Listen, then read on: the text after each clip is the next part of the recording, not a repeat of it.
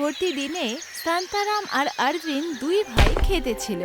শান্তারাম একদিকে বসে নিজের মাথার ঘাম মুছছিল, অন্যদিকে অরবিন্দ শুকনো গাছের ওপরে কুড়ুলি মারছিল। খেতে অনেকক্ষণ ধরে পরিশ্রমের পর দুজনকে ক্লান্ত দেখাচ্ছিল। দাদা, এই বছরও জমি আমাদের ধোকা দিয়ে দিল। কুয়োটা শুকিয়ে গেছে আর মহাজনের দেনাও বেড়ে চলেছে। বুঝতে পারছি না যে পরের মাস অব্দি আমরা কি খাবো। অরবিন্দ কুড়ুল ছেড়ে শান্তারামের কাছে এলো। ওর চেহারাতেও ক্লান্তি আর অস্বস্তি পরিষ্কার দেখা যাচ্ছিল। আমাদের ভাগ্যটাই খারাপ সতনাম। আমরা যতই পরিশ্রম করি না কেন সবই বৃথা যায়। এই অনুর্বর জমি থেকে আমরা আর কিছুই পাবো না। যদি কোনো অলৌকিক ঘটনা না ঘটে আমাদের এই গ্রাম ছাড়তে হবে। শুনেছি জঙ্গলের ওপাশে একটা নতুন শহর তৈরি হচ্ছে, ওখানে নতুন কাজও পাওয়া যাচ্ছে। চলো না ওখানে গিয়ে আমরা ভাগ্য পরীক্ষা করি। থাকলে খালি পেটেই পড়ে থাকতে হবে। তুমি ঠিক বলছো, এখানে বসে বসে কাঁদলে পেট তো আর ভরবে না। চলো আজই ওই জঙ্গলের রাস্তা দিয়ে যাই। ছোট রাস্তা দিয়ে গেলে বিকেল অবধি আমরা শহরে পৌঁছে যাব। দুজনে নিজেদের জিনিসপত্র সেখানেই মাটিতে ছেড়ে দিল আর ঘন জঙ্গলের দিকে চলতে লাগলো। অরবিন্দ আর শান্তারাম ঘন জঙ্গলের একটা পাতলা গলির দিকে চলতে লাগলো। পরে লম্বা লম্বা গাছ এমন ভাবে দাঁড়িয়েছিল যে রোদও খুব মুশকিলে নিচে আসতো। দুজনে কাউকে কোনো কিছু না জিজ্ঞেস করে নিজের মনের মতন রাস্তা ধরে এগিয়ে যাচ্ছিল। দাদা, এই রাস্তাটা একটু বেশিই শান্ত। এখানে কোনো পাখির আওয়াজ পাচ্ছি না আর কোনো জীবজন্তুর আওয়াজও পাচ্ছি না। আমার যেন কেমন একটা অদ্ভুত লাগছে। ভয় পাস না শান্তরাম, এগুলো হচ্ছে আমাদের ভ্রম। আমাদের আগে এগিয়ে যেতেই হবে। শহর পৌঁছে গিয়ে আমরা এসব ভুলেই যাব। রাস্তার ওপর থেকে চোখ সরাস না। আগে এগোতে এগোতে হঠাৎ শান্তারামের পা একটা গাছের জড়ে আটকে গেল আর ও মাটিতে পড়ে গেল। পড়ার সময় ওর হাত মাটিতে কোনো শক্ত জিনিসের মধ্যে লাগলো। অরবিন্দ তৎক্ষণাৎ ওর দিকে দৌড়ে গেল আর ওকে উঠতে সাহায্য করলো। আরে সাবধানে, তুই ঠিক আছিস তো? আমি ঠিক আছি দাদা। এখানে এই পাতার নিচে কিছু তো একটা আছে। অরবিন্দ নিচে ঝুঁকে শুকনো পাতাগুলো সরালো, তো মাটিতে দুটো মুখোশ দেখা দিল। একটা একদম সাদা আর অন্যটা একদম কালো।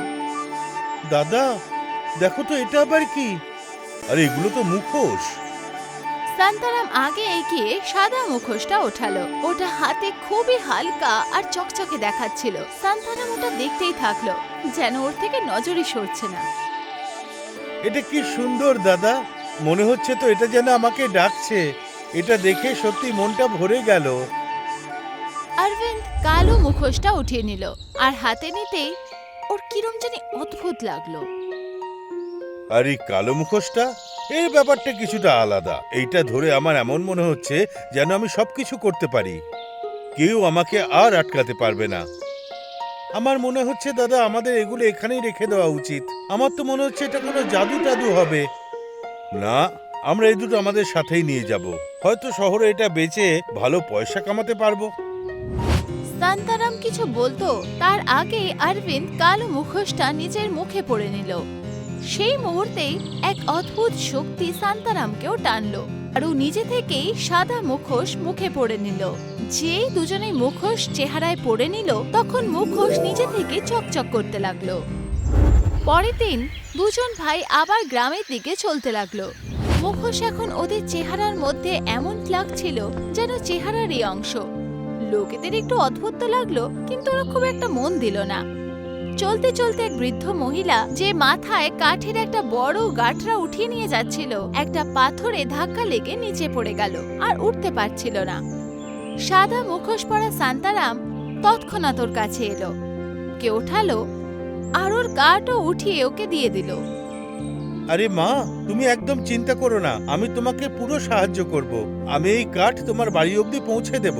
তোমার চিন্তা করার কোনো দরকার নেই। সেই মহিলা অবাক তো হয়ে গেল, কিন্তু ওর চেহারায় ধন্যবাদ পরিষ্কার দেখা যাচ্ছিল। অরবিন্দ এই সব কিছু দেখলো, কিন্তু খুব একটা পাত্তা না দিয়ে ও আগে এগিয়ে গেল। আগে চলতে চলতে অরবিন্দ একটি লোকের সাথে ধাক্কা দিল, যে কিনা আনাজের বস্তা উঠিয়ে যাচ্ছিল।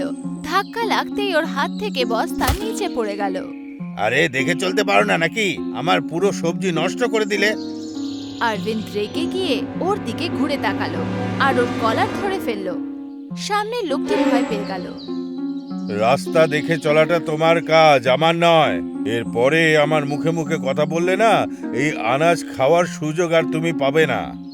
ওই লোকটা ভয় পেয়ে নিজের বস্তাটা উঠিয়ে নিল আর সেখান থেকে পালিয়ে গেল। শান্তারাম এই সব কিছু দূর থেকে দেখতে পেল। সন্ধেবেলায় শান্তারাম আর অরবিন্দ ঘরের মধ্যে দুজনে আলাদা আলাদা কোনায় বসেছিল।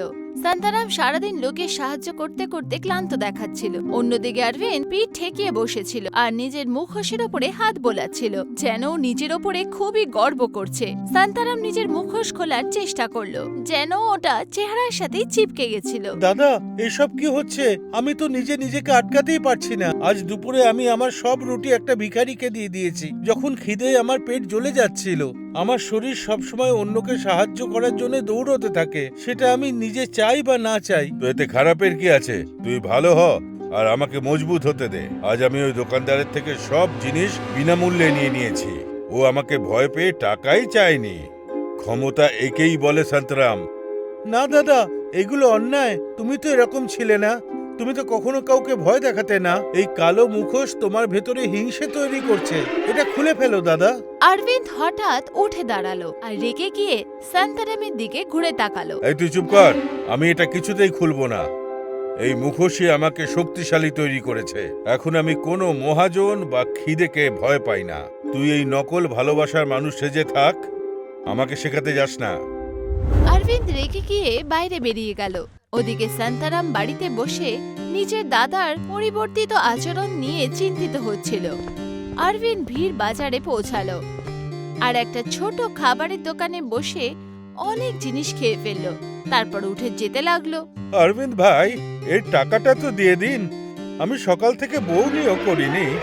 আমার হাতে যা চলে আসে সেটা আমার হয়ে যায়। আবার যদি আমার থেকে টাকা চাও, তাহলে তোমার এই দোকানে আমি আগুন লাগিয়ে দেব। শান্তারাম দৌড়ে এলো আর অরবিন্দকে দাঁড় করিয়ে দিল। তুমি থামো দাদা, এগুলো অন্যায়। আমি তোমাকে এসব করতে দেব না। তুই আমার মাঝে কেন আসছিস শান্তারাম? তুই এই ভালো মানুষ সাজার চক্করে নিজের ভাইয়েরই শত্রু হয়ে গেছিস। আমি তোমার শত্রু হতে চাই না দাদা, কিন্তু এই মুখোশ আমাকে আটকাচ্ছে। এ বলছে তোমাকে আঘাত করতে, যাতে ভালোর জয় হয়। অরবিন্দ রেগে গিয়ে শান্তারামকে ধাক্কা মারলো আরও মাটিতে পড়ে গেল। আশেপাশে দাঁড়িয়ে থাকা লোকেরা অবাক হয়ে গেল। কারোর বিশ্বাসই হলো না যে দুই ভাই, যে পুরো গ্রামে নিজেদের ভালোবাসার কারণে প্রসিদ্ধ ছিল, তারা আজকে এইভাবে লড়াই করছে। অরবিন্দ নিজেও বুঝতে পারলো না যে ও এরকম কেন করলো, আর সেখান থেকে পালিয়ে গেল। শান্তারাম ওর পিছু নিল। অরবিন্দ দৌড়াতে দৌড়াতে গ্রামের পুকুরে এসে পৌঁছালো। জলে নিজের ছায়া দেখে থেমে গেল। নিজেরই ভাইয়ের গায়ে হাত ওঠানোর কারণে ও ভেতর থেকে ভেঙে পড়েছিল, আরও নিজের সাথেই কথা বলছিল। আমি এসব কি করছি? শান্তারাম আমার ছোট ভাই, আমি ওর উপরেই হাত তুললাম? না, ও ভুল ছিল। ও কমজোর। আমি গ্রামে রাজত্ব করতে চাই। তখনই শান্তারাম সেখানে পৌঁছালো আর অরবিন্দের কাঁধে হাত রাখলো। অরবিন্দ, তুমি সমাজের কাছে বিপজ্জনক হয়ে উঠেছ। আমার এই সাদা মুখোশ আমায় আদেশ দিচ্ছে, বলছে এই অন্যায়কে শেষ করে দিতে তোমাকে আমায় সাজা দিতেই হবে। কিন্তু মুখোশের প্রভাবে অরবিন্দের চেহারা আবার রেগে ভরে গেল। তাহলে তুই এই মহান ভালো মানুষের জন্যে নিজের ভাইকেই মারবি? তাহলে আয়, দেখা যাক কার মধ্যে কত দম আছে।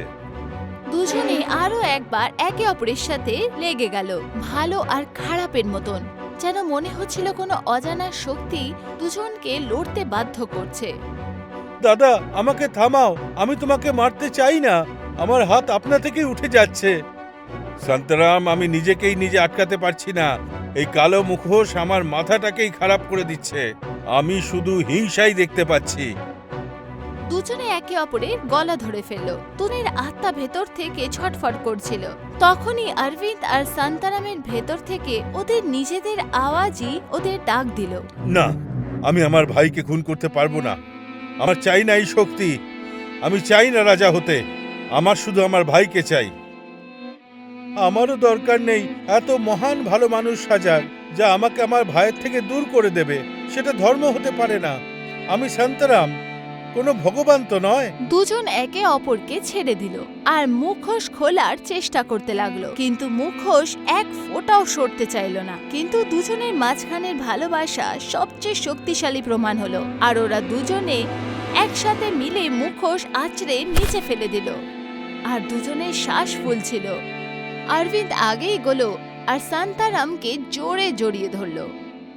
আমাকে ক্ষমা করে দে ছোট, ক্ষমতার লোভে আমি অন্ধ হয়ে গেছিলাম।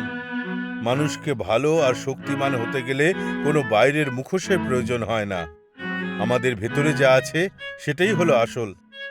এখন আমিও বুঝতে পেরে গেছি দাদা, কোনো মুখোশের মর্জিতে করা ভালো আসল ভালো হয় না। আসল ভালো হলো সেটাই যেটা আমরা নিজেরা নিজের মর্জিতে নিজের হুঁশে করি। দুজনে মুখোশ ওঠালো আর পুকুরে দূরে ছুঁড়ে ফেলে দিল আর তারপর একসাথে গ্রামের দিকে চলতে লাগলো, প্রথমের থেকে আরো বেশি মজবুত হয়ে। আর এর সাথেই আমাদের গল্প এখানেই শেষ হলো।